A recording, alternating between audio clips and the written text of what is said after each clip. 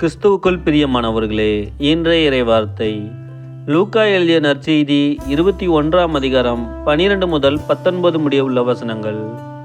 அக்காலத்தில் இயேசு தம் சீடர்களுக்கு கூறியது: அனைத்தும் நடந்தேறும் முன் அவர்கள் உங்களை பிடித்து துன்புறுத்துவார்கள், தொழுகை கூடங்களுக்கு கொண்டு செல்வார்கள், சிறையில் அடைப்பார்கள். என் பெயரின் பொருட்டு அரசரிடமும் ஆளுநரிடமும் இழுத்து செல்வார்கள். எனக்கு சான்று பகர இவை உங்களுக்கு வாய்ப்பளிக்கும். அப்போது என்ன பதில் அளிப்பது என முன்னதாகவே நீங்கள் கவலைப்பட வேண்டாம்.